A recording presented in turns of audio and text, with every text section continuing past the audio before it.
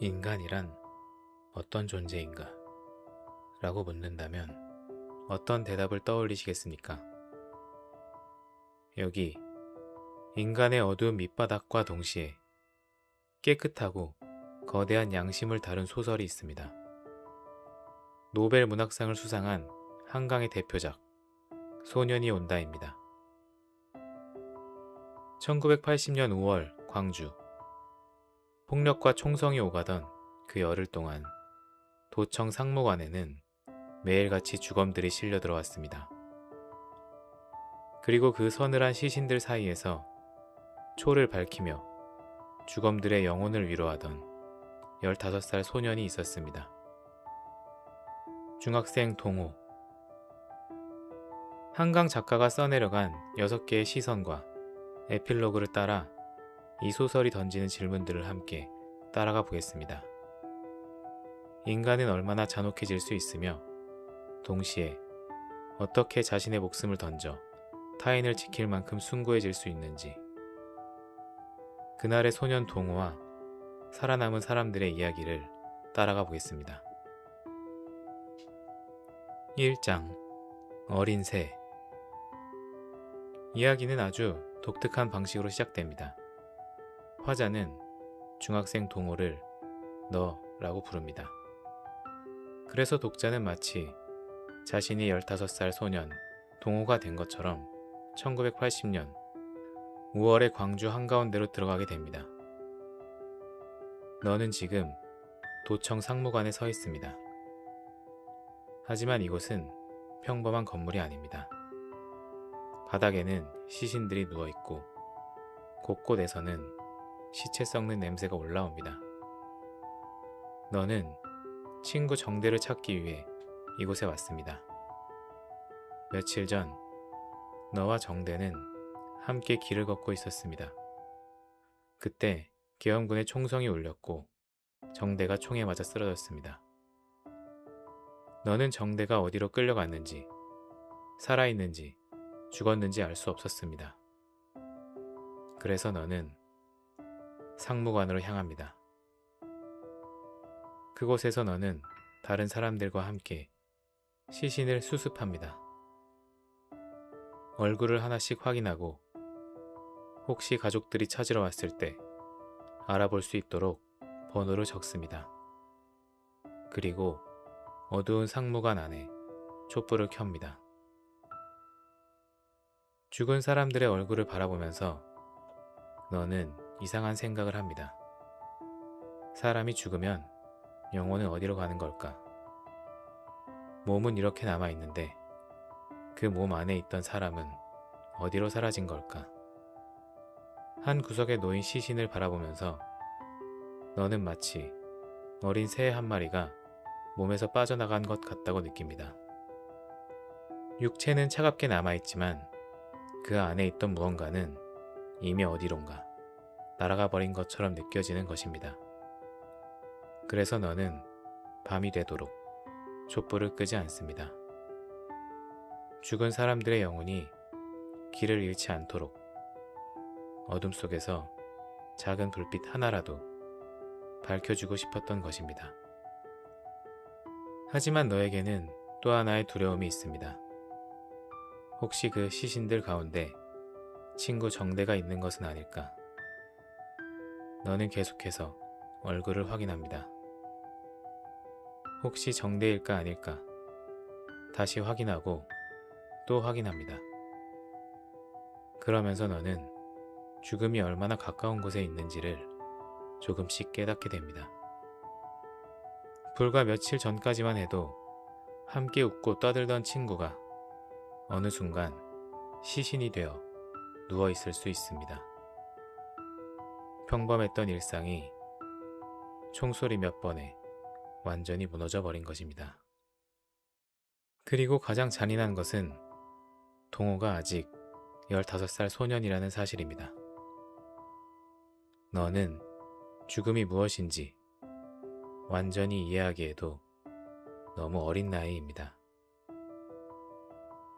그런데도 어른들이 해야 할 일을 대신하고 있습니다.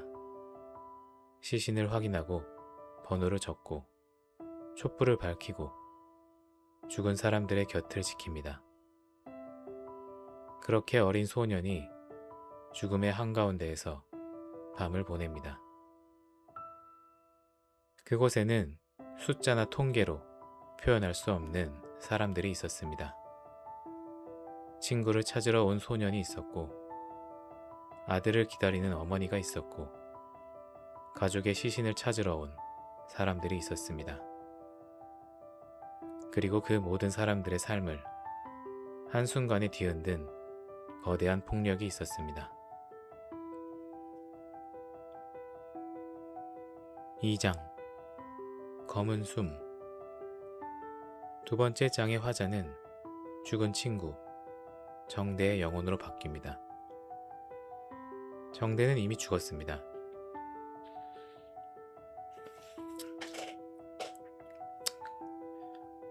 하지만 이상하게도 의식은 남아 있습니다.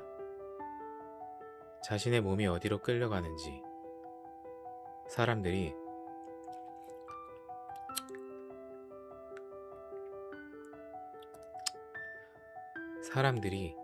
자신의 시신을 어떻게 다루는지 지켜볼 수밖에 없습니다. 정대의 시신은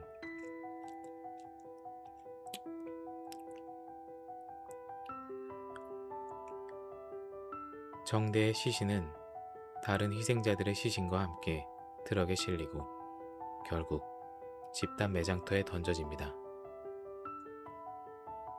죽은 사람의 몸은 더 이상 한 사람의 몸으로 존중받지 못합니다. 그저 치워야 할 짐처럼 취급됩니다. 시신 위에는 또 다른 시신이 쌓이고 그 위에 다시 흙이 덮입니다. 정대는 자신의 몸이 점점 썩어가는 모습을 바라봅니다. 살아있을 때 자신을 부르던 사람들의 목소리도, 친구들과 나누었던 평범한 대화도 이제는 모두 멀어져 갑니다. 그런데도 정대의 영혼은 완전히 사라지지 않습니다. 오히려 죽은 뒤에야 자신이 얼마나 잔인하게 죽임을 당했는지 똑똑히 바라보게 됩니다. 정대는 자신의 육신에서 빠져나온 영혼으로서 묻습니다.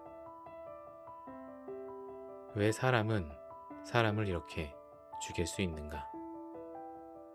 그리고 죽은 사람의 몸마저 이렇게 함부로 짓밟을 수 있는가?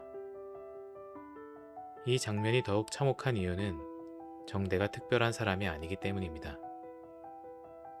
그저 평범하게 살아가던 15살 소년이었습니다. 친구와 함께 길을 걷다가 총을 맞았고 죽은 뒤에는 이름조차 제대로 불리지 못한 채 시신 더미 속에 던져졌습니다. 한강은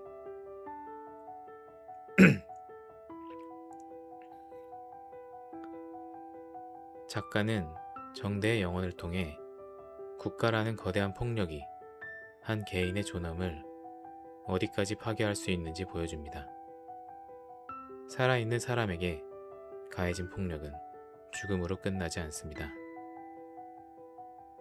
시신을 대하는 방식에서도 죽은 사람의 이름을 지우는 과정에서도 폭력은 계속됩니다.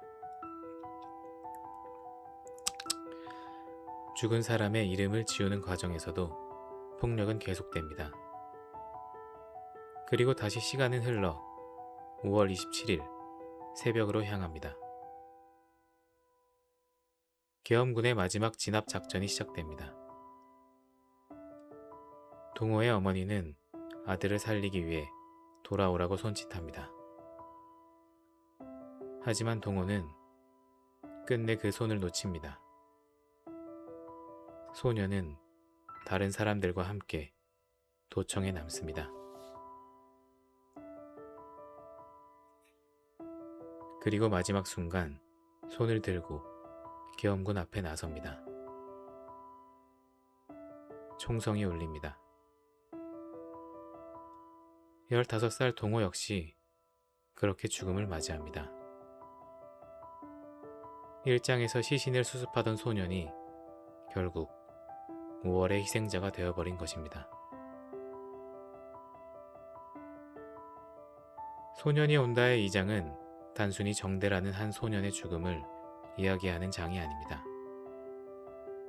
죽은 사람의 눈으로 그날의 광주를 바라보면서 죽음 이후에도 끝나지 않는 기억과 인간의 존엄에 대해 묻는 장면이라고 할 수 있습니다. 그날 죽은 것은 단지 몇 명의 사람이 아니었습니다. 그들의 이름과 목소리, 가족과 친구들과 함께했던 평범한 삶까지 한순간에 짓밟혔던 것입니다. 3장 7개의 뺨. 3장에서는 다시 화자가 바뀝니다.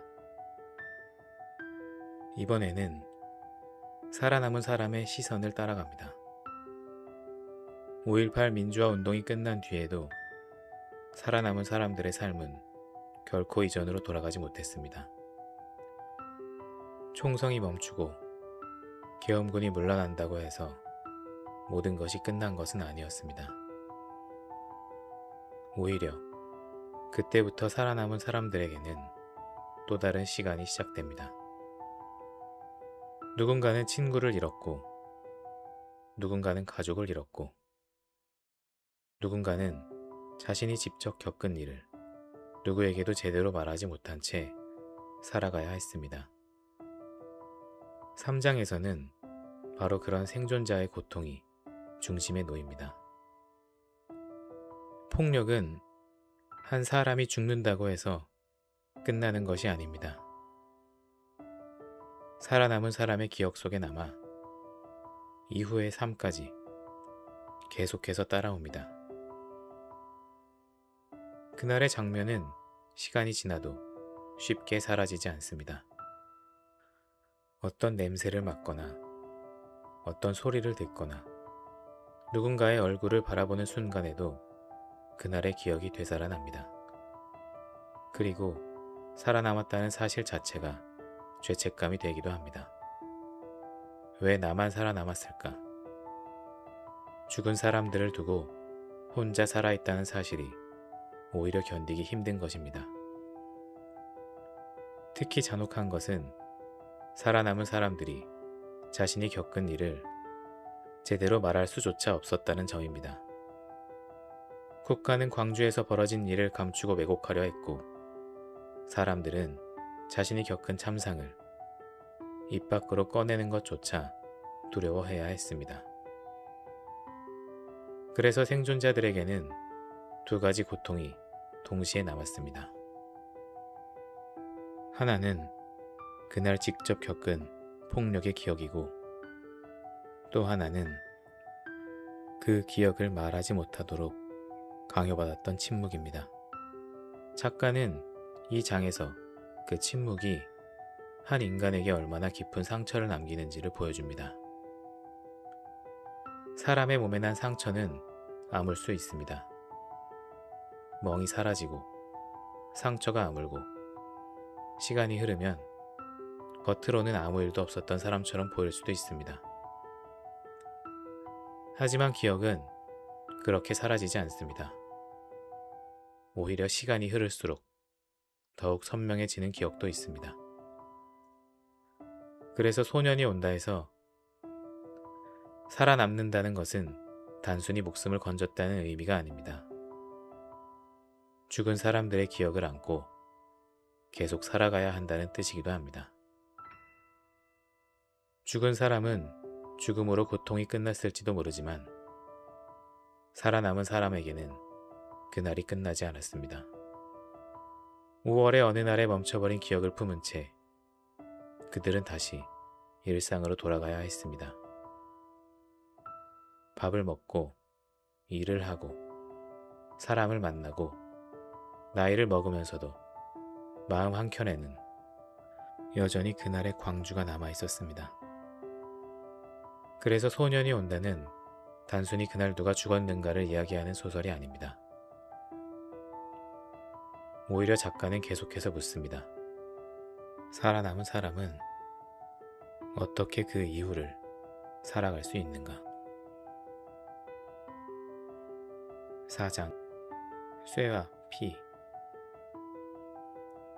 4장에서는 다시 시간이 흐릅니다.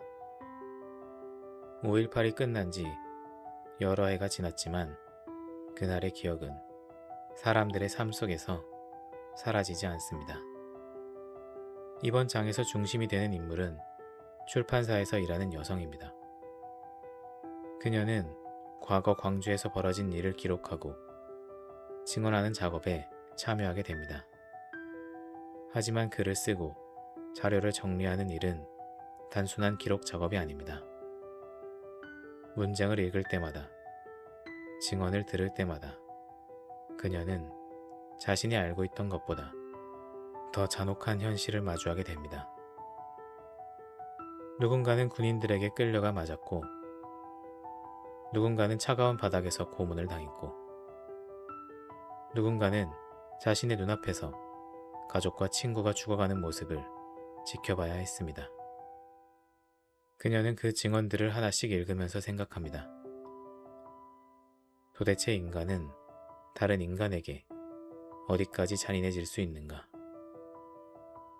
폭력은 단순히 사람의 몸을 때리고 상처를 내는 것에서 끝나지 않습니다. 사람의 존엄과 기억, 그리고 자신이 인간이라는 감각까지 무너뜨릴 수 있습니다. 특히 이 장에서 중요한 것은 고문을 당한 사람들의 몸에 남은 기억입니다. 시간이 지나면 상처는 아물 수 있습니다. 하지만 몸이 기억하는 공포는 쉽게 사라지지 않습니다. 누군가에게 맞았던 순간, 피가 흘렀던 순간, 죽을지도 모른다는 공포를 느꼈던 순간은 시간이 흘러도 몸과 마음에 남아 있습니다. 그래서 살아남은 사람에게 과거는 단순히 지나간 일이 아닙니다. 현재의 몸 안에 여전히 남아있는 사건입니다. 그녀는 자료를 읽으며 한 가지 사실을 깨닫습니다. 기록한다는 것은 단순히 과거를 적어놓는 일이 아니라 잊히려는 기억을 다시 세상 밖으로 꺼내는 일입니다. 누군가가 죽었고, 고문을 당했고, 침묵을 강요받았다는 사실을 문장으로 남기는 것입니다. 하지만 기록하는 사람 역시 그 과정에서 상처를 입습니다. 참혹한 이야기를 많이 읽다 보면 어느 순간 그것이 자신의 기억처럼 몸 안에 쌓이기 때문입니다. 그래서 4장은 기억과 기록의 의미를 이야기합니다. 사람이 죽는 순간 모든 것이 끝나는 것이 아니라 남은 사람들이 그들의 이름을 기억하고 이야기를 전할 때 비로소 그들의 존재가 지워지지 않을 수 있다는 것입니다. 그리고 그 반대편에는 망각이 있습니다. 기억하지 않으면, 기록하지 않으면 누군가가 그날 죽었다는 사실조차 시간이 지나면서 희미해질 수 있습니다. 그렇기 때문에 작가는 계속해서 과거를 들춰냅니다. 독자가 불편해하더라도, 읽기 힘들더라도 그날의 폭력을 다시 바라보게 합니다. 왜냐하면 기억하는 것 자체가 죽은 사람들에 대한 하나의 책임이기 때문입니다. 죽은 사람의 기억은 살아남은 사람에게 넘어가고, 살아남은 사람의 기억은 기록이 되어 다음 사람에게 넘어갑니다. 그리고 그 기록을 읽는 우리가 다시 그 기억을 이어받게 됩니다. 그래서 소년이 온다라는 제목은 과거의 기억이 현재의 우리에게 계속해서 찾아온다는 의미가 있습니다. 5장 밤의 눈동자. 5장에서는 다시 한 사람의 기억 속으로 깊이 들어갑니다. 당시 고통을 겪은 한 인간의 몸과 마음이 얼마나 오랫동안 그날에 붙잡혀 있는지를 보여줍니다. 시간은 흘렀습니다. 광주의 5월도 지나갔고 사람들은 다시 일상으로 돌아간 것처럼 보입니다. 하지만 살아남은 사람들에게 그날은 끝나지 않았습니다. 기억은 오히려 깊어지고 밤이 되면 더 선명해집니다. 눈을 감으면 그날의 장면이 다시 떠오르고 잠들려고 하면 총성과 비명, 사람들의 얼굴이 다시 나타납니다. 그래서 이 장에서 밤은 단순히 어두운 시간을 의미하지 않습니다. 그것은 기억 속에서 계속 반복되는 공포의 시간이기도 합니다. 낮에는 아무렇지 않은 사람처럼 살아갈 수 있습니다. 사람을 만나고 일을 하고 밥을 먹으며 평범한 하루를 보낼 수도 있습니다. 하지만 밤이 찾아오면 감춰두었던 기억이 다시 떠오릅니다. 그리고 그때 사람들은 자신이 아직도 그날에서 완전히 빠져나오지 못했다는 사실을 깨닫습니다. 사람은 자신의 고통을 혼자 감당할 수 없습니다.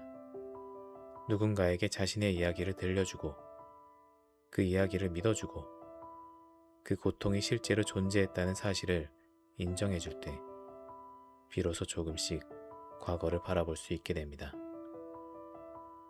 반대로 아무도 믿어주지 않는다면 고통은 더욱 깊어집니다. 정말 그런 일이 있었던 게 맞는가? 왜 아직도 그것을 잊지 못하는가?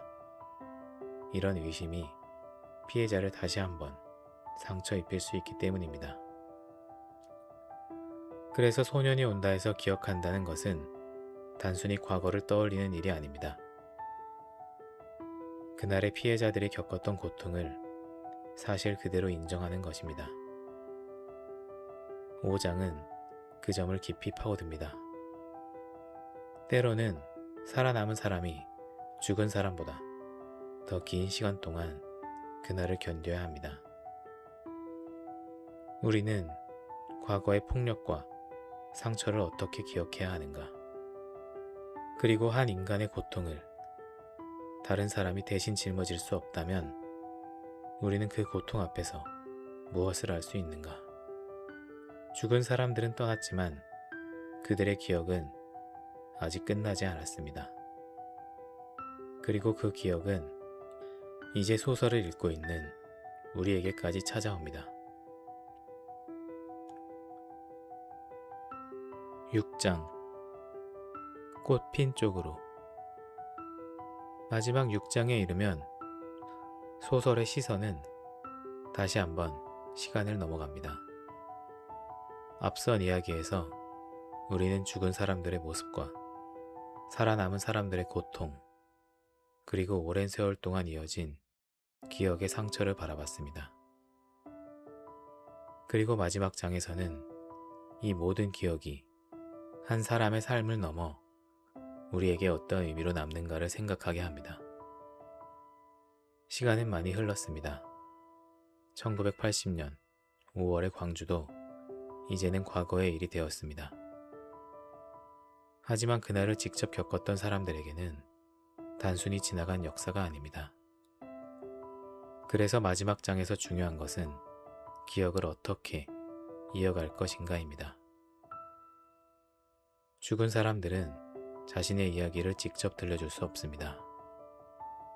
그렇다면 누군가는 대신 기억해야 합니다. 누군가는 그들의 이름을 불러야 하고 누군가는 그날 어떤 일이 있었는지 말해야 합니다. 그리고 그 이야기를 다음 사람에게 전달해야 합니다. 이렇게 기억은 한 사람에게서 다른 사람에게 넘어갑니다. 동호가 촛불을 밝혔던 것처럼, 살아남은 사람들이 증언했던 것처럼, 그리고 작가가 그 기억을 소설로 남긴 것처럼 말입니다. 소년이 온다에서 기억한다는 것은 단순히 과거를 떠올리는 행위가 아니라 죽은 사람을 다시 한번 인간으로 바라보는 일입니다. 그들에게도 이름이 있었고, 가족이 있었고, 친구가 있었고, 웃고 울던 평범한 삶이 있었다는 사실을 잊지 않는 것입니다. 그래서 마지막에 이르면 처음의 동호가 다시 떠오릅니다. 15살의 어린 소년, 친구를 찾기 위해 상무관으로 갔고 죽은 사람들 곁에서 촛불을 밝혔던 아이, 그리고 결국 자신도 그곳에서 죽음을 맞이했던 아이. 동호의 이야기는 한 소년의 죽음으로 끝나는 것처럼 보입니다. 하지만 소설은 그것을 끝으로 만들지 않습니다. 동호의 이야기를 기억하는 사람들이 있고 그 기억을 기록하는 사람들이 있고 그 기억을 기록하는 사람들이 있고 그 기록을 읽는 우리가 있기 때문입니다. 소년은 과거에만 머물러 있는 것이 아닙니다. 그날의 기억을 통해 계속해서 현재로 돌아옵니다. 우리가 책을 읽는 순간 그 소년은 다시 우리 앞에 옵니다. 마지막 장의 제목이 꽃핀 쪽으로인 이유는 참혹한 죽음과 고통으로 가득했던 이야기가 마지막에는 다른 방향을 바라보기 때문입니다. 폭력과 죽음이 아니라 기억과 인간성, 그리고 다시 살아가는 삶을 향해서입니다. 꽃이 핀다는 것은 모든 상처가 사라졌다는 뜻은 아닙니다. 오히려 상처를 품은 채 다시 삶을 바라본다는 의미에 가깝습니다. 그래서 소년이 온다의 마지막은 단순한 희망의 결말이 아닙니다. 그것은 잊지 않겠다는 약속에 가까운 결말입니다. 죽은 사람들을 기억하고 그들의 존엄을 지키고 다시는 같은 폭력이 반복되지 않도록 과거를 바라보는 것. 그러기 위해 소년은 다시 옵니다. 그리고 소설은 마지막으로 우리를 꽃이 핀 쪽, 상처와 죽음, 그 너머의 인간적인 삶을 향해 조용히 바라보게 합니다. 에필로그. 작가의 시선. 죽은 자가 산자를 구하는가. 한강은 어린 시절 광주에서 서울로 이사한 뒤 집안 깊숙한 곳에 보관되어 있던 책을 발견합니다. 그 책에는 1980년 5월 광주에서 벌어진 참혹한 장면들이 사진으로 담겨 있었습니다. 어린아이였던 한강에게 그 사진들은 쉽게 이해할 수 없는 공포였습니다. 그리고 훗날 소년이 온다를 쓰게 된 중요한 출발점이 됩니다. 하지만 사진 속에는 죽음과 폭력만이 있었던 것이 아닙니다. 한강은 그 참혹한 사진들 사이에서 전혀 다른 인간의 모습을 발견합니다. 부상자를 살리기 위해 시민들이 자발적으로 헌혈을 하려고 길게 줄을 섰습니다. 누군가는 위험한 상황에서도 부상자를 병원으로 옮겼습니다. 그리고 누군가는 자신 역시 죽을 수 있다는 사실을 알면서도 끝까지 도청에 나왔습니다. 바로 그 모습이 한강에게 깊은 인상을 남깁니다.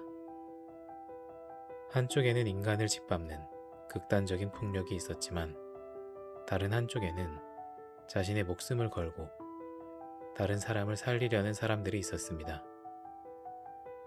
그래서 광주는 한강에게 단순히 인간의 잔혹함만을 보여주는 사건이 아니었습니다. 오히려 인간이 얼마나 잔인해질 수 있는 동시에 얼마나 놀라울 정도로 타인을 위해 자신을 내어줄 수 있는 존재인지 보여주는 사건이었습니다. 처음 소설을 구상할 때 작가가 품었던 질문은 산자가 죽은 자를 도울 수 있는가 였습니다.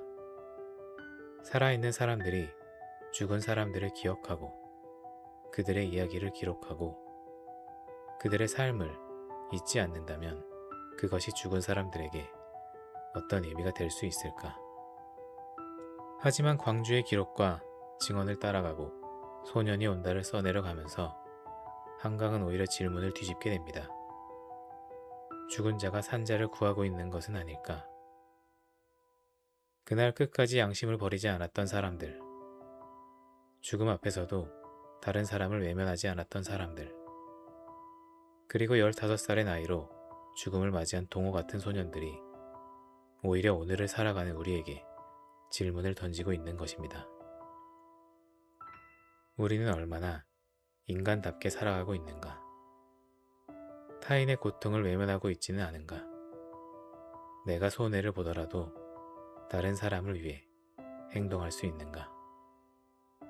그리고 인간의 존엄을 지키기 위해 어디까지 용기를 낼 수 있는가?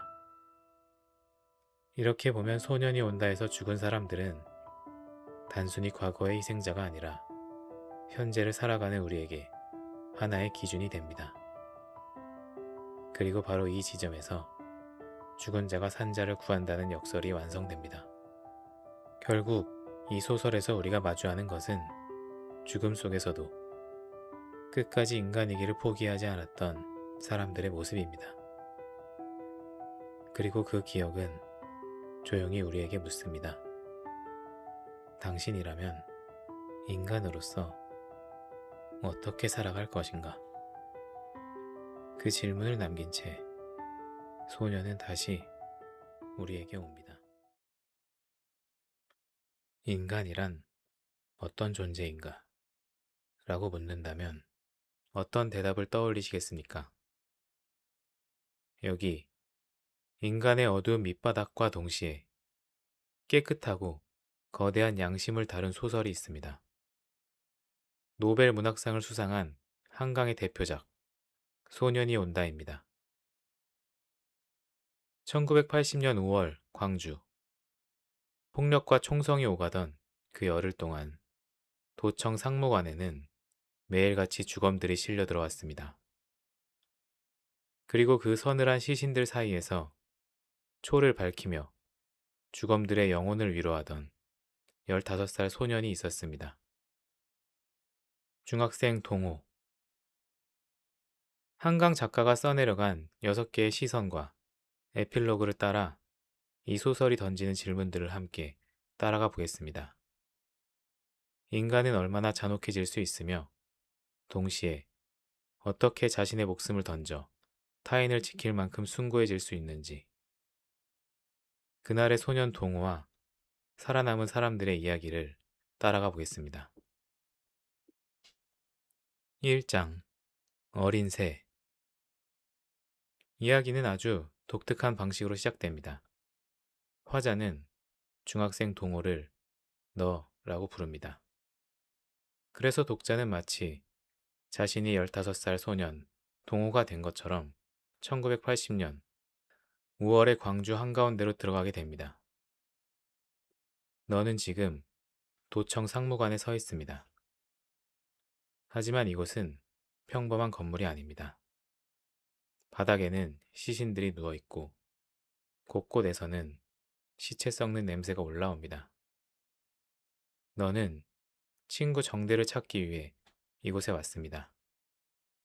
며칠 전 너와 정대는 함께 길을 걷고 있었습니다. 그때 계엄군의 총성이 울렸고 정대가 총에 맞아 쓰러졌습니다. 너는 정대가 어디로 끌려갔는지, 살아있는지, 죽었는지 알 수 없었습니다. 그래서 너는 상무관으로 향합니다. 그곳에서 너는 다른 사람들과 함께 시신을 수습합니다.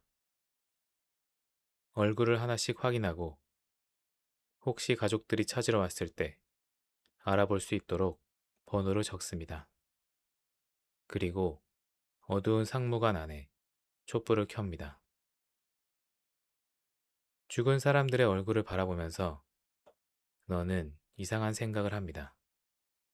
사람이 죽으면 영혼은 어디로 가는 걸까? 몸은 이렇게 남아있는데 그 몸 안에 있던 사람은 어디로 사라진 걸까? 한 구석에 놓인 시신을 바라보면서 너는 마치 어린 새 한 마리가 몸에서 빠져나간 것 같다고 느낍니다.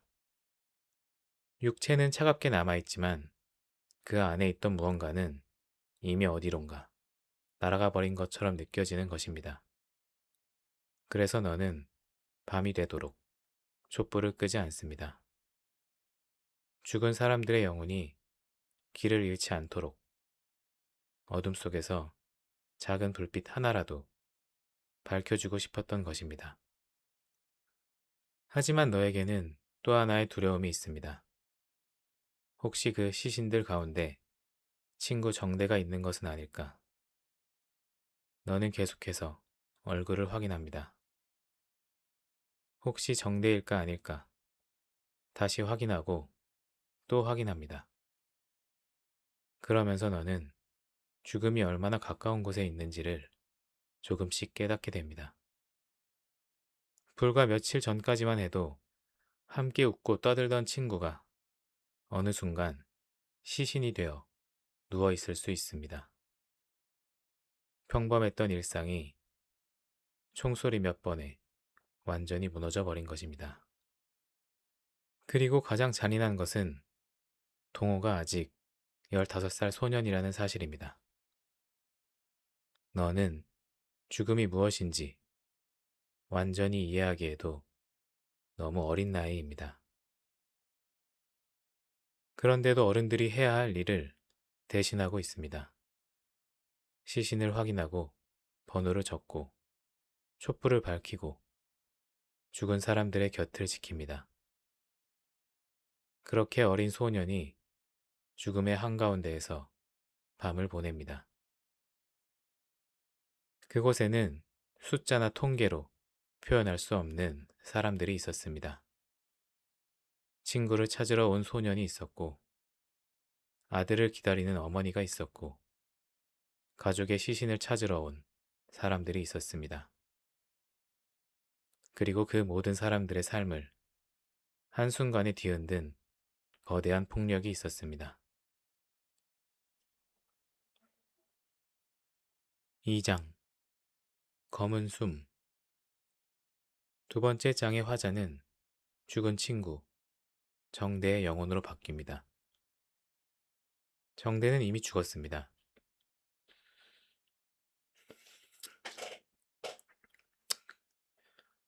하지만 이상하게도 의식은 남아 있습니다. 자신의 몸이 어디로 끌려가는지, 사람들이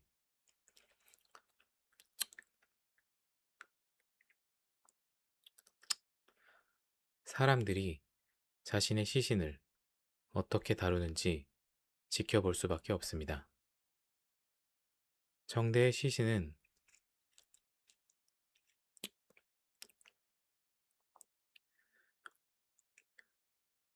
정대의 시신은 다른 희생자들의 시신과 함께 트럭에 실리고 결국 집단 매장터에 던져집니다.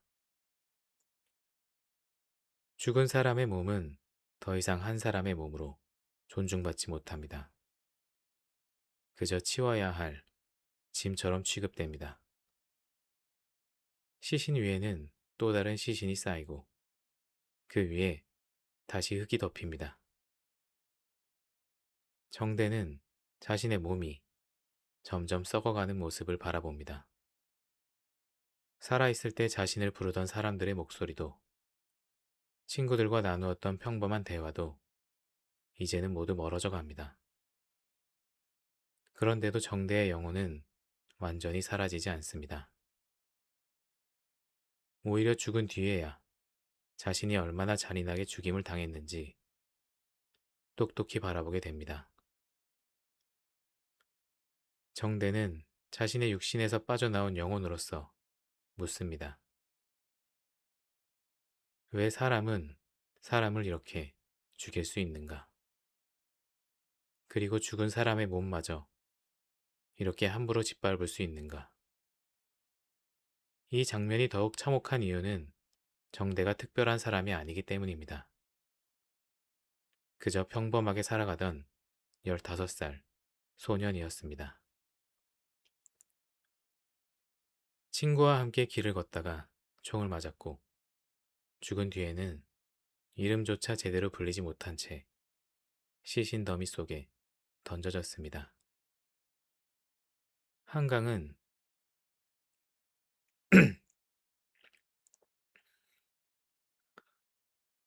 작가는 정대의 영혼을 통해 국가라는 거대한 폭력이 한 개인의 존엄을 어디까지 파괴할 수 있는지 보여줍니다.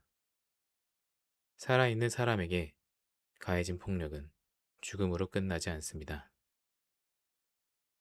시신을 대하는 방식에서도 죽은 사람의 이름을 지우는 과정에서도 폭력은 계속됩니다. 죽은 사람의 이름을 지우는 과정에서도 폭력은 계속됩니다. 그리고 다시 시간은 흘러 5월 27일 새벽으로 향합니다. 계엄군의 마지막 진압 작전이 시작됩니다. 동호의 어머니는 아들을 살리기 위해 돌아오라고 손짓합니다. 하지만 동호는 끝내 그 손을 놓칩니다. 소녀는 다른 사람들과 함께 도청에 남습니다. 그리고 마지막 순간 손을 들고 계엄군 앞에 나섭니다. 총성이 울립니다. 15살 동호 역시 그렇게 죽음을 맞이합니다. 일장에서 시신을 수습하던 소년이 결국 5월의 희생자가 되어버린 것입니다. 소년이 온다의 이 장은 단순히 정대라는 한 소년의 죽음을 이야기하는 장이 아닙니다. 죽은 사람의 눈으로 그날의 광주를 바라보면서 죽음 이후에도 끝나지 않는 기억과 인간의 존엄에 대해 묻는 장면이라고 할 수 있습니다. 그날 죽은 것은 단지 몇 명의 사람이 아니었습니다. 그들의 이름과 목소리, 가족과 친구들과 함께했던 평범한 삶까지 한순간에 짓밟혔던 것입니다. 3장 7개의 뺨 3장에서는 다시 화자가 바뀝니다. 이번에는 살아남은 사람의 시선을 따라갑니다. 5.18 민주화 운동이 끝난 뒤에도 살아남은 사람들의 삶은 결코 이전으로 돌아가지 못했습니다. 총성이 멈추고 계엄군이 물러난다고 해서 모든 것이 끝난 것은 아니었습니다. 오히려 그때부터 살아남은 사람들에게는 또 다른 시간이 시작됩니다. 누군가는 친구를 잃었고, 누군가는 가족을 잃었고, 누군가는 자신이 직접 겪은 일을 누구에게도 제대로 말하지 못한 채 살아가야 했습니다. 3장에서는 바로 그런 생존자의 고통이 중심에 놓입니다. 폭력은 한 사람이 죽는다고 해서 끝나는 것이 아닙니다. 살아남은 사람의 기억 속에 남아 이후의 삶까지 계속해서 따라옵니다. 그날의 장면은 시간이 지나도 쉽게 사라지지 않습니다. 어떤 냄새를 맡거나 어떤 소리를 듣거나 누군가의 얼굴을 바라보는 순간에도 그날의 기억이 되살아납니다. 그리고 살아남았다는 사실 자체가 죄책감이 되기도 합니다. 왜 나만 살아남았을까? 죽은 사람들을 두고 혼자 살아있다는 사실이 오히려 견디기 힘든 것입니다. 특히 잔혹한 것은 살아남은 사람들이 자신이 겪은 일을 제대로 말할 수조차 없었다는 점입니다.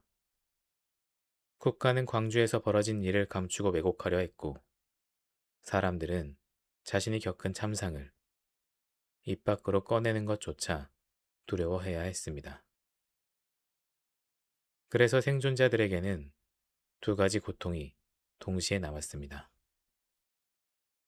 하나는 그날 직접 겪은 폭력의 기억이고, 또 하나는 그 기억을 말하지 못하도록 강요받았던 침묵입니다.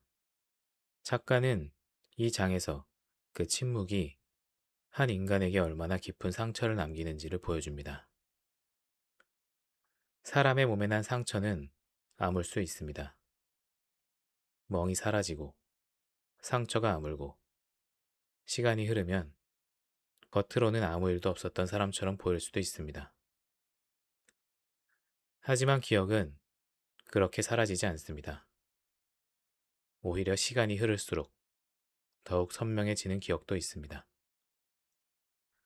그래서 소년이 온다 해서 살아남는다는 것은 단순히 목숨을 건졌다는 의미가 아닙니다. 죽은 사람들의 기억을 안고 계속 살아가야 한다는 뜻이기도 합니다. 죽은 사람은 죽음으로 고통이 끝났을지도 모르지만 살아남은 사람에게는 그날이 끝나지 않았습니다. 5월의 어느 날에 멈춰버린 기억을 품은 채 그들은 다시 일상으로 돌아가야 했습니다. 밥을 먹고 일을 하고 사람을 만나고 나이를 먹으면서도 마음 한켠에는 여전히 그날의 광주가 남아 있었습니다. 그래서 소년이 온다는 단순히 그날 누가 죽었는가를 이야기하는 소설이 아닙니다. 오히려 작가는 계속해서 묻습니다. 살아남은 사람은 어떻게 그 이후를 살아갈 수 있는가? 4장 쇠와 피 4장에서는 다시 시간이 흐릅니다. 5.18이 끝난 지 여러 해가 지났지만 그날의 기억은 사람들의 삶 속에서 사라지지 않습니다. 이번 장에서 중심이 되는 인물은 출판사에서 일하는 여성입니다. 그녀는 과거 광주에서 벌어진 일을 기록하고 증언하는 작업에 참여하게 됩니다. 하지만 글을 쓰고 자료를 정리하는 일은 단순한 기록 작업이 아닙니다. 문장을 읽을 때마다, 증언을 들을 때마다 그녀는 자신이 알고 있던 것보다 더 잔혹한 현실을 마주하게 됩니다. 누군가는 군인들에게 끌려가 맞았고, 누군가는 차가운 바닥에서 고문을 당했고, 누군가는 자신의 눈앞에서 가족과 친구가 죽어가는 모습을 지켜봐야 했습니다. 그녀는 그 증언들을 하나씩 읽으면서 생각합니다. 도대체 인간은 다른 인간에게 어디까지 잔인해질 수 있는가? 폭력은 단순히 사람의 몸을 때리고 상처를 내는 것에서 끝나지 않습니다. 사람의 존엄과 기억, 그리고 자신이 인간이라는 감각까지 무너뜨릴 수 있습니다. 특히 이 장에서 중요한 것은 고문을 당한 사람들의 몸에 남은 기억입니다. 시간이 지나면 상처는 아물 수 있습니다. 하지만 몸이 기억하는 공포는 쉽게 사라지지 않습니다. 누군가에게 맞았던 순간, 피가 흘렀던 순간, 죽을지도 모른다는 공포를 느꼈던 순간은 시간이 흘러도 몸과 마음에 남아 있습니다. 그래서 살아남은 사람에게 과거는 단순히 지나간 일이 아닙니다. 현재의 몸 안에 여전히 남아있는 사건입니다. 그녀는 자료를 읽으며 한 가지 사실을 깨닫습니다. 기록한다는 것은 단순히 과거를 적어놓는 일이 아니라 잊히려는 기억을 다시 세상 밖으로 꺼내는 일입니다. 누군가가 죽었고, 고문을 당했고, 침묵을 강요받았다는 사실을 문장으로 남기는 것입니다. 하지만 기록하는 사람 역시 그 과정에서 상처를 입습니다. 참혹한 이야기를 많이 읽다 보면 어느 순간 그것이 자신의 기억처럼 몸 안에 쌓이기 때문입니다. 그래서 사장은 기억과 기록의 의미를 이야기합니다. 사람이 죽는 순간 모든 것이 끝나는 것이 아니라 남은 사람들이 그들의 이름을 기억하고 이야기를 전할 때 비로소 그들의 존재가 지워지지 않을 수 있다는 것입니다. 그리고 그 반대편에는 망각이 있습니다. 기억하지 않으면, 기록하지 않으면 누군가가 그날 죽었다는 사실조차 시간이 지나면서 희미해질 수 있습니다. 그렇기 때문에 작가는 계속해서 과거를 들춰냅니다. 독자가 불편해하더라도, 읽기 힘들더라도 그날의 폭력을 다시 바라보게 합니다. 왜냐하면 기억하는 것 자체가 죽은 사람들에 대한 하나의 책임이기 때문입니다. 죽은 사람의 기억은 살아남은 사람에게 넘어가고 살아남은 사람의 기억은 기록이 되어 다음 사람에게 넘어갑니다. 그리고 그 기록을 읽는 우리가 다시 그 기억을 이어받게 됩니다. 그래서 소년이 온다라는 제목은 과거의 기억이 현재의 우리에게 계속해서 찾아온다는 의미가 있습니다. 5장 밤의 눈동자. 5장에서는 다시 한 사람의 기억 속으로 깊이 들어갑니다. 당시 고통을 겪은 한 인간의 몸과 마음이 얼마나 오랫동안 그날에 붙잡혀 있는지를 보여줍니다. 시간은 흘렀습니다. 광주의 5월도 지나갔고 사람들은 다시 일상으로 돌아간 것처럼 보입니다. 하지만 살아남은 사람들에게 그날은 끝나지 않았습니다. 기억은 오히려 깊어지고 밤이 되면 더 선명해집니다. 눈을 감으면 그날의 장면이 다시 떠오르고 잠들려고 하면 총성과 비명, 사람들의 얼굴이 다시 나타납니다. 그래서 이 장에서 밤은 단순히 어두운 시간을 의미하지 않습니다. 그것은 기억 속에서 계속 반복되는 공포의 시간이기도 합니다. 낮에는 아무렇지 않은 사람처럼 살아갈 수 있습니다. 사람을 만나고 일을 하고 밥을 먹으며 평범한 하루를 보낼 수도 있습니다. 하지만 밤이 찾아오면 감춰두었던 기억이 다시 떠오릅니다. 그리고 그때 사람들은 자신이 아직도 그날에서 완전히 빠져나오지 못했다는 사실을 깨닫습니다. 사람은 자신의 고통을 혼자 감당할 수 없습니다. 누군가에게 자신의 이야기를 들려주고 그 이야기를 믿어주고 그 고통이 실제로 존재했다는 사실을 인정해줄 때 비로소 조금씩 과거를 바라볼 수 있게 됩니다. 반대로 아무도 믿어주지 않는다면 고통은 더욱 깊어집니다. 정말 그런 일이 있었던 게 맞는가? 왜 아직도 그것을 잊지 못하는가? 이런 의심이 피해자를 다시 한번 상처 입힐 수 있기 때문입니다. 그래서 소년이 온다 해서 기억한다는 것은 단순히 과거를 떠올리는 일이 아닙니다. 그날의 피해자들이 겪었던 고통을 사실 그대로 인정하는 것입니다.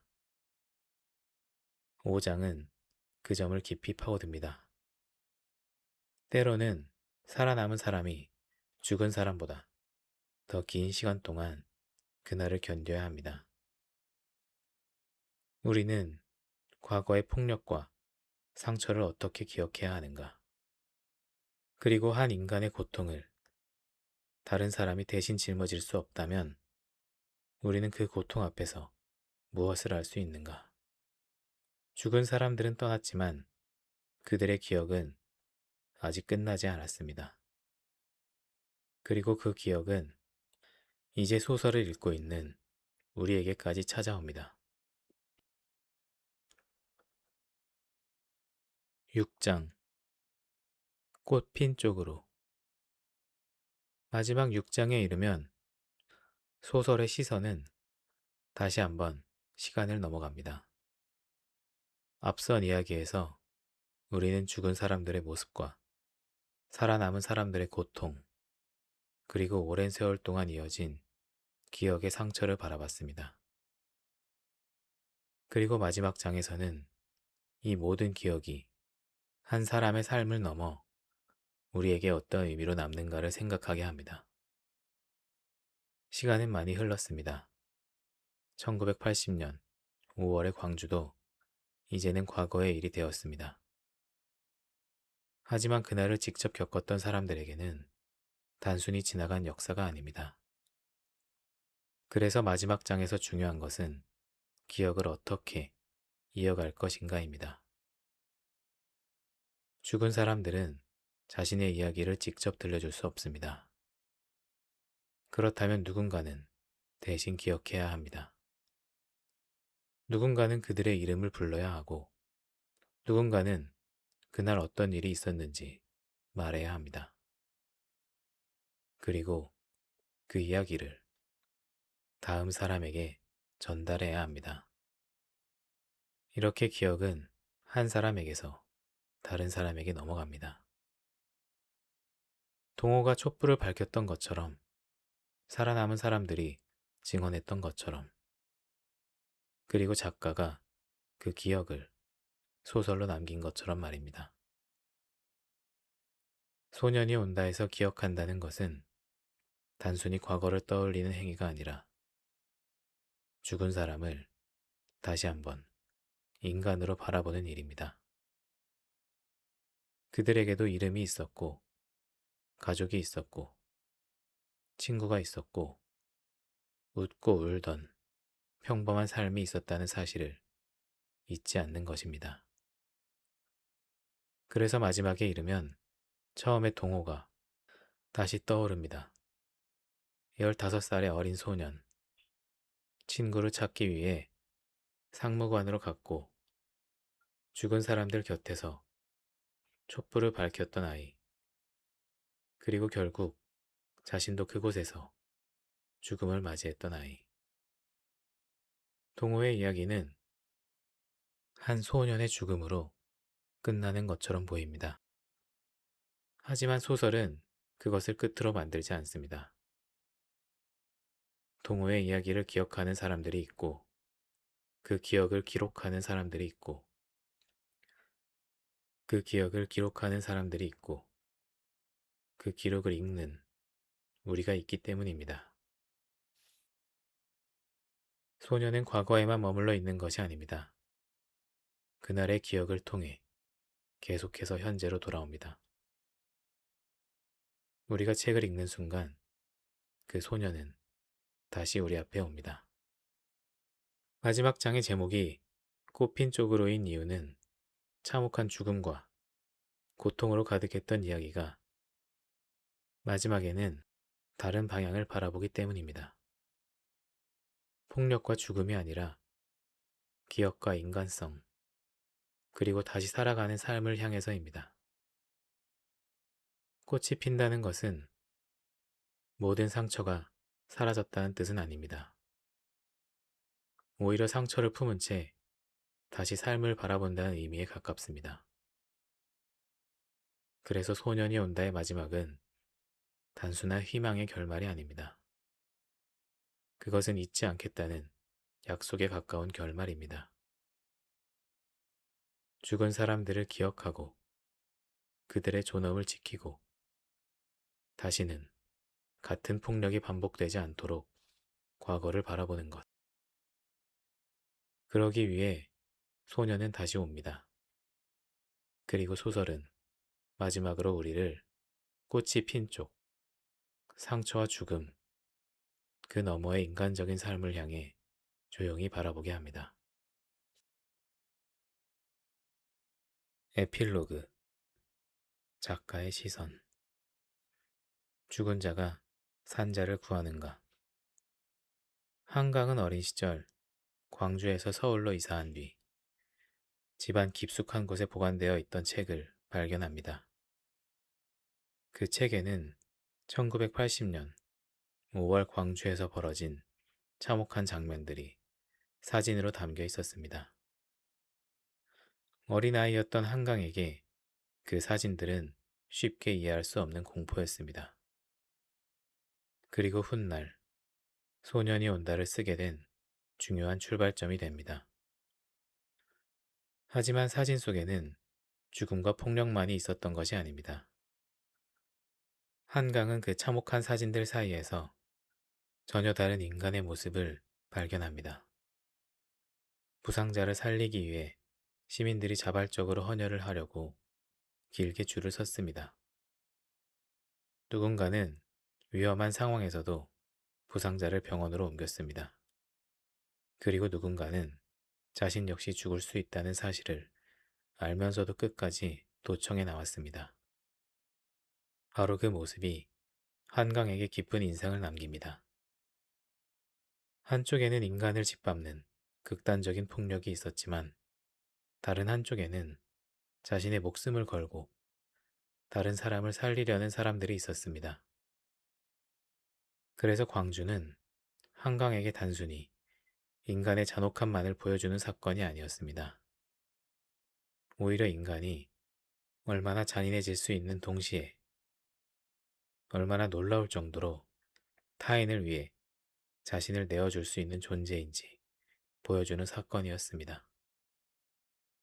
처음 소설을 구상할 때 작가가 품었던 질문은 산자가 죽은 자를 도울 수 있는가 였습니다.